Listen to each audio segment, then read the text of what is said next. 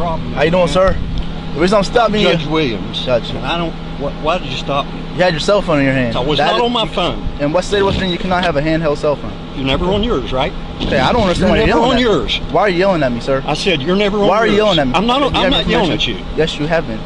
I've never raised my voice at you. Let me tell you something. You all are on yours. Here. Thank you, sir. Why are you so uptight? Huh? Go and give me a ticket. What's going on? Give me a ticket. Why are you so shaky? What's going on?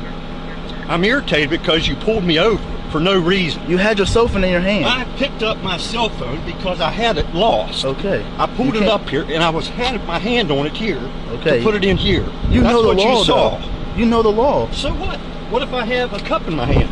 You can't have a cell phone in the state of West Virginia in your hand. Give me a ticket.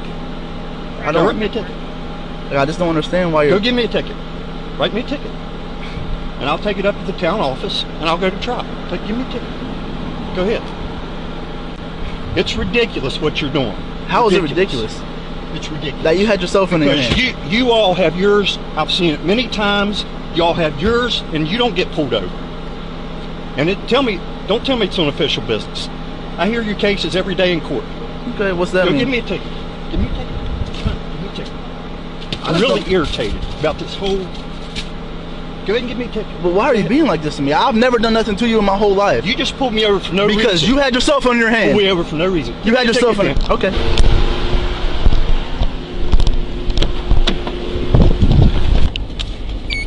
Charles Williams of Moorfield expires 4 of 21 on an expired Class E 0.2975 is clear good. Lieutenant Mel. Who and what does that come back to? Hold on. Hello? Yes. No, I haven't even wrote it yet. I'm probably not going to write it. Oh my God.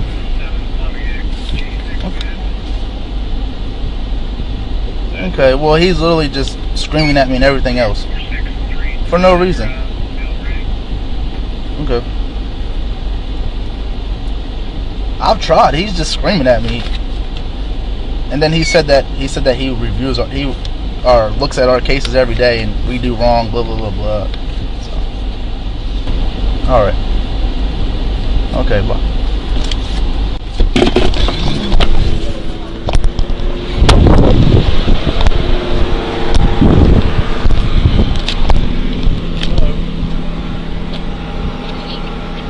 Hello? Yeah.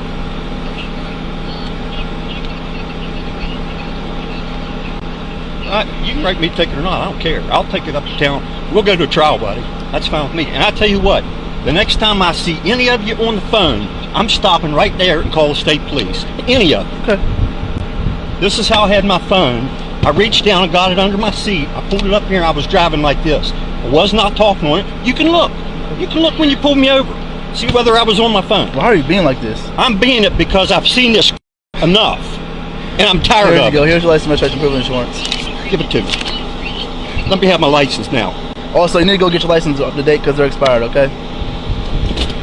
Next time As the West Virginia Supreme Court discussed in the opinion that was just released, it wasn't the frustration the judge expressed at the traffic stop that was the big problem here, but rather what the judge did afterwards. In response to a mere traffic stop where he wasn't even cited, Judge Williams went on a campaign to retaliate against this officer. He threatened to sic the state police on the Moorfield officer if he observed him driving with a cell phone. He criticized the officer to his supervisor and others. He called the department sketchy and referred to its officers as boys.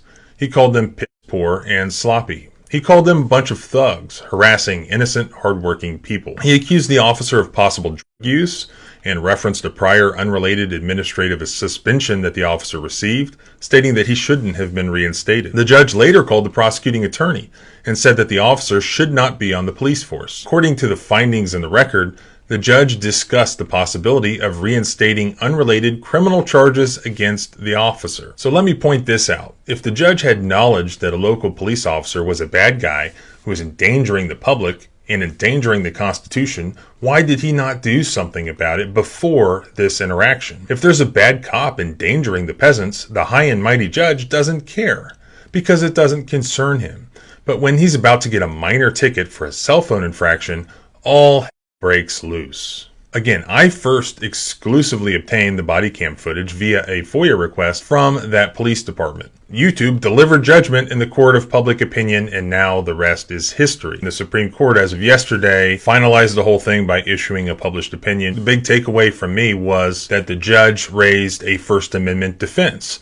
That even though he was a judge, that he has a constitutional First Amendment right to criticize law enforcement, just like the rest of us. In response to that, the court noted this. Of course, we're not a police state. One is permitted to question why he's being pulled over and to contest a ticket if he believes he's done nothing wrong. Judges do not lose all First Amendment protections when taking the road. There are significant limitations to that free speech that come with being a member of the judiciary, because a judge's speech may impugn the credibility, impartiality, and integrity of the judiciary. Judges, like anyone else, have a right to be obnoxious in their public expression. They may continue to offend so long as they refrain from violating specific provisions of the Code of Judicial Conduct or some other law.